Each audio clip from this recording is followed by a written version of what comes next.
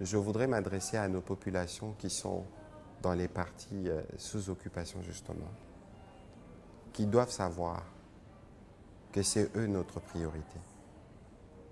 Ils doivent savoir que matin, midi et soir, le président de la République, le gouvernement, nous suivons assidûment tout ce qui se passe. Tout ne peut peut-être pas être dit, mais tout est fait pour que très rapidement, nous quittions cette situation d'occupation avec toutes ses conséquences et pour que très rapidement, nous puissions nous tous être en mesure de retourner à Goma, de retourner à Bukavu, comme ce fut le cas à l'époque.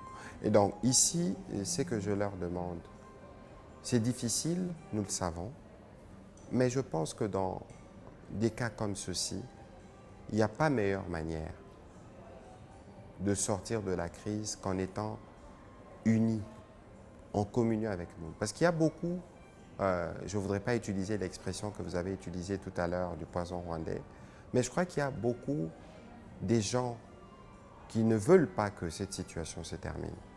Il y a beaucoup de gens qui veulent instrumentaliser, notamment en créant une fausse question sur cette histoire de swahiliphones qui sont brimés. Mais les swahiliphones, s'il faut simplement parler des locuteurs de la langue swahili, ça fait 60% de la population au moins. Comment pensez-vous qu'un gouvernement peut brimer 60% de sa population ou peut la stigmatiser? Tout ça, c'est du venin, du poison que l'on veut distiller pour créer la division alors que nous devons être en cohésion, alors que nous devons être en confiance. Et nous, gouvernement, ce que nous faisons, c'est dépasser justement ces messages.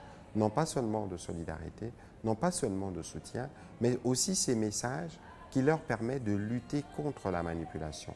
J'ai rencontré une bonne frange de ceux qui sont venus ici à Rome, j'ai discuté avec eux et nous nous sommes mis d'accord que, quelle que soit la nature de problème que nous avons, nous ne pouvons pas laisser un peu d'espace à l'ennemi pour apporter un message de division. Nous ne pouvons pas laisser l'espace à l'ennemi pour venir nous regarder. Pendant ce temps, nous voulons parler nation pour commencer à parler du positionnement des tribus des uns et des autres. Mais toutes ces choses-là, heureusement, que les populations qui me suivent comprennent de quoi il s'agit, heureusement qu'ils continuent de nous faire confiance.